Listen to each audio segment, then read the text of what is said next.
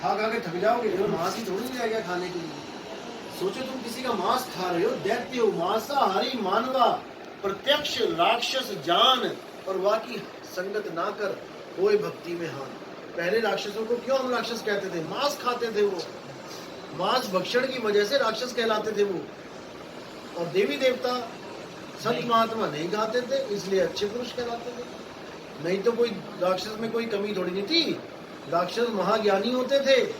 आम आदमी भगवान को प्रकट नहीं कर पाता तो राक्षस बैठ जाए ना अगर भक्ति करने के लिए, ब्रह्मा विष्णु महेश को प्रकट होकर वरदान देना पड़ जाता था।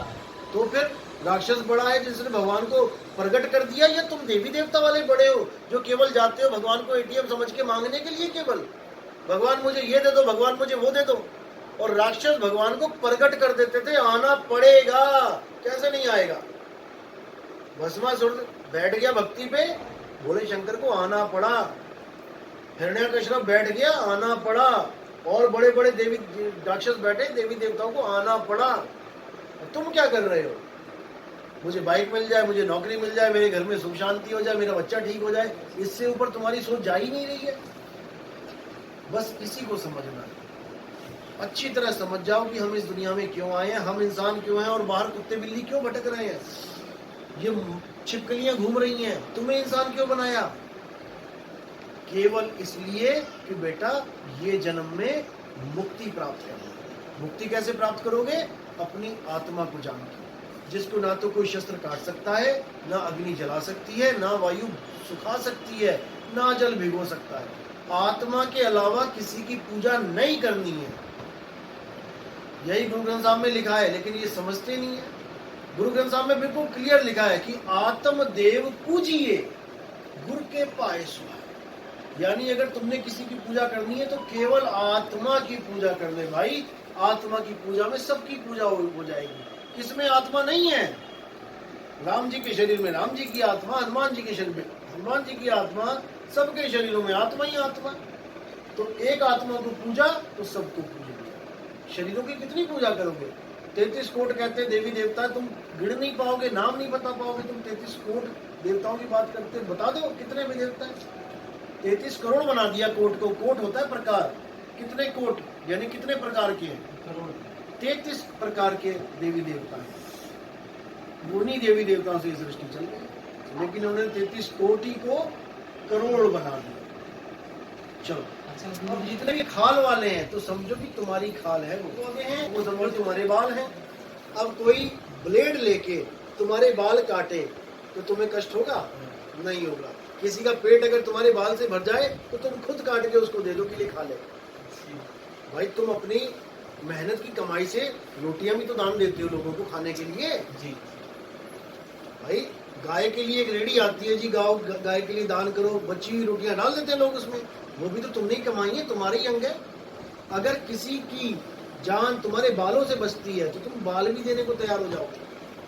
इसी प्रकार बाल देने के बावजूद तुम्हें कष्ट नहीं होगा। बाल कितने नाई काटता है, क्या तुम्हें पता लगता है कष्ट होता है? नहीं होता है। और वही उस तरह तुम्हारे गाल पे लग जाए, तुम्हारे गले पे लग जाए तो कष्ट होगा। और प्रकृति तुम्हारी हर एक एक्शन का तुम्हें ही रिएक्शन देती है। तुम समझ लो जितने भी खाल वाले जीव हैं ये मानो प्रकृति की खाल है, और जितने पेड़ पौधे हैं ये प्रकृति के बाल हैं, और तुम्हारे हाथ में चाकू है। अगर तुम पेड़ पौधे काट के खाओगे, फल फ्रूट खाओगे, तो प्रकृति तुम्हें छोड़ देगी, क्योंकि उसको कष्ट नहीं हो रहा है, पेट तो भरना ही है ना भाई। लेकिन अगर तुमने उसकी खाल पे चला दिया चाकू तो समझ लो कि तुम्हारी हालत खराब होने वाली है। बस सेम यही है। तुम जितने मर्जी बीज दाल फल जितने मर्जी खाओ, ये सब फल हैं, ये अचेत हैं, ये बालों की तरह बढ़ते तो हैं लेकिन इनमें सेंसेशन नाम मात्र होता है। अगर पेड़ में सेंसेशन हो और तुम कुल्हाड़ी लगाओ एक पेड़ के, तो इतनी बड़ी बड़ी टहनियां कहीं घुमा के मार दी ना उसने, तुम्हारी हालत खराब हो जाएगी। तुम एक छोटी सी बिल्ली के पैर पे तुम सुई लगा के दिखा देना। कुत्ते वाले डॉक्टर आते ना इंजेक्शन लगाने, भाई पहले कुत्ते का मास्क लगा देते हैं कि भाई पलट के काटेगा, क्योंकि कुत्ता एक सुई नहीं सहन कर सकता, तुम चाकू क्या मारोगे उसको। लेकिन मुर्गियों को मार देते हैं क्योंकि बेचारी काट नहीं सकती, वो काटती होती तो पता लग जाता तुम्हें। तो जहां पर आदमी का दबदबा चल सकता है उसका तो मीट खा रहा है, शेर का मीट खाओ ना, जाओ एक बार देखो, लगे तुम्हें पता, तुम भी शेर बनो, कहाओ कि हम तो शेर का मीट खाते हैं, वहां कोई नहीं खाएगा, वो पता मेरा ही मीट खा जाएगा यार, वो छोड़। और जो बेचारे बेजुबान है, जिनके खुर भी, हाथ में नाखून भी नहीं है, खुर है, रोते हैं साहब, देखता हूँ मैं, काटते हैं ना तो आंसू निकल आते हैं। मैं एक सवाल पूछती हाँ। हूँ। मैं ये पूछना चाहती हूँ कि आत्मा हमारी अजर अमर है हाँ, और शरीर हमारा विनाशी है। नश में। जब हम मर जाते हैं तो हमारे शरीर को किसी तरह का कष्ट नहीं होता, हाँ। तो कुछ भी किया जाए। हाँ। लेकिन जब हम जीवित होते हैं तो हमारे शरीर को कष्ट क्यों होता है? क्योंकि आप उसको महसूस कर रही हो ना, मस्त हो गए थे उसी में मस्त हो गए, और उसी में चले गए, उनकी उसी में चले गए। अब ये समझ लो कि जो जिसमें मस्त होगा उसी में जाएगा। जी अब आप देखो, जी जी आप भगवान के चरणों में मस्त हो, अच्छी बात है, लेकिन किसके चरणों में मस्त हो?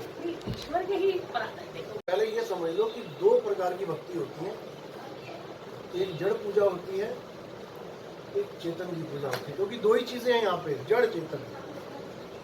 जड़ पूजा क्या होती है? पत्थरों की पूजा करना, कैलेंडरों की पूजा करना, फोटो की पूजा करना। कबीर साहब ने इसकी घोर खंडन किया। पाथर पूजे हरि मिले तो मैं पूजू पहाड़। उस वक्त कैलेंडर नहीं थे, नहीं तो कैलेंडर भी लगा के होते तो कैलेंडर पे कोई दोहा बोल दिया होता कबीर साहब ने। फोटो नहीं थी ऐसी बनती थी, वरना फोटो पे भी दोहे बना दिए होते। कबीर साहब कहते जो जन होंगे जौहरी रतन लेंगे बिलगाए, सोहंग हुआ, सोहंग सोहंग जपी हुआ, मिथ्या जन्म गवाए। यानी तुमने झूठ में जब जन्म बर्बाद कर लिया। सोहंग सोहंग जप के, जिसने भी सोहंग जपा वो काल के मुंह में ही गया है। सोहंग आवे सोहंग जावे, सोहंग काल सबन को खावे। कबीर साहब कहते हैं कि जो भी गुरु सोहंग का